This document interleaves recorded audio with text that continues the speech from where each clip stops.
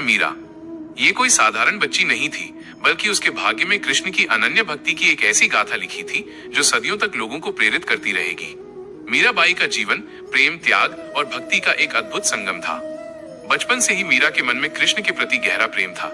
जब वो केवल 4-5 साल की थी, उनके घर एक बारात आई। मीरा ने अपनी माँ से पूछा कि उनका दूल्हा कौन है।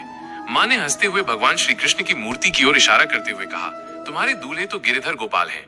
ये बात मीरा के बाल मन में इतनी गहराई से बैठ गई कि उन्होंने श्री कृष्ण को ही अपना पति मान लिया। वे दिन रात उसी मूर्ति के साथ खेलती, बातें करती और उन्हीं के भजन गाती थीं। उनकी ये मासूम भक्ति धीरे धीरे एक अटूट प्रेम में बदल गई। मीरा की शिक्षा और दीक्षा एक साधारण राजकुमारी की तरह ही हुई।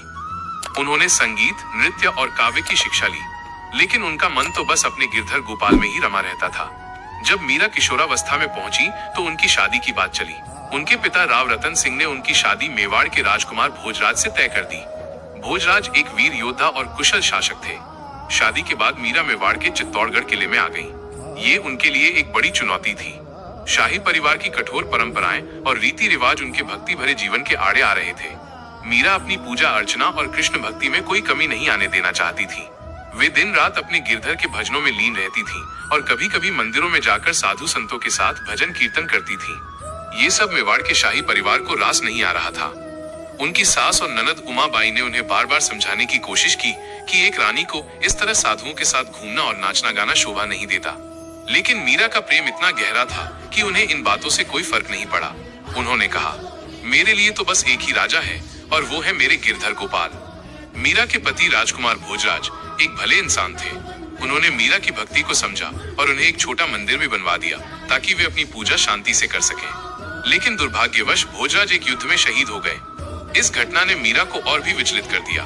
सती प्रथा के अनुसार उन्हें भी अपने पति के साथ चिता पर जलना था, लेकिन मीरा ने साफ इनकार कर दिया। उन्होंने कहा, मैं पहले से ही सती हूँ। मेरे पति तो श्री कृष्ण हैं और वो हमेशा जीवित रहेंगे।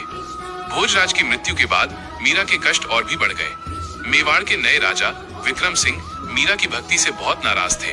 उन्हें लगता था कि मीरा ने कुल की मर्यादा को भंग किया है। उन्होंने कई बार मीरा को मारने का प्रयास किया। एक बार उन्होंने मीरा को जहर का प्याला भेजा और कहा कि ये कृष्ण का प्रसाद है। मीरा ने आंखें बंद करके गिरधर गोपाल का नाम लिया और वो जहर पी लिया। कहते हैं कि कृष्ण की कृपा से वो जहर अमृत में बदल गया और मीरा को कुछ नहीं हुआ। एक और बार विक्रम सिंह ने मीरा को एक टोकरी में सांप भेजा और कहा कि इसमें फूलों का हार है। मीरा ने जब टोकरी खोली तो वो सांप एक सुंदर फूल की माला में बदल गया। ये सब देखकर भी मीरा की भक्ति पर कोई संदेह नहीं हुआ, बल्कि उनकी दृढ़ता और कृष्ण पर उनका अटूट विश्वास और भी गहरा हो गया। मीरा ने आखिरकार मेवाड़ छोड़ दिया।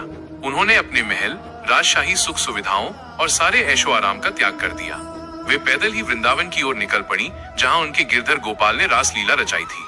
वृंदावन पहुंचकर उन्होंने साधुओं का जीवन अपनाया और कृष्ण भक्ति में पूरी तरह से लीन हो गईं। उन्होंने अपने भजन और पदों के माध्यम से अपनी भावनाओं को व्यक्त किया। उनके पद आज भी मीराबाई के पद के नाम से प्रसिद्ध हैं और इनमें कृष्ण के प्रति उनकी तड़प और प्रेम साफ झलकता है। वृंदावन से वे द्वारका गईं। अपने जीवन के अंतिम वर्षों में वे द्वारका के द्वारकाधीश मंदिर में रहती थीं। कहते हैं कि एक दिन जब वे मंदिर में भजन गा रही थीं, तो वे अचानक श्री कृष्ण की मूर्ति में समा गईं। उनका शरीर कहीं नहीं मिला, बस उनकी साड़ी का एक पल्लू मूर्ति से लिपटा हुआ पाया गया। ये उनके जीवन का चरम था, जहां उनकी आत्मा का उनके आराध्य के साथ मिलन हो गया। मीराबाई का जीवन हमें सिखाता है कि सच्चा प्रेम और भक्ति किसी भी बाधा को पार कर सकती है। उन्होंने राजशाही सुखों को त्याग कर अपने मन की आवाज सुनी और अपनी आत्मा के परम लक्ष्य को प्राप्त किया। उनके भजन, उनकी भक्ति और उनका त्याग आज भी लाखों लोगों के लिए प्रेरणा का स्रोत है। वे सिर्फ एक कवयित्री नहीं थी, बल्कि भक्ति और प्रेम की एक अमर प्रतीक थी। उनकी कहानी हमें बताती है कि जब दिल में सच्ची लगन हो तो भगवान से मिलन असंभव नहीं है।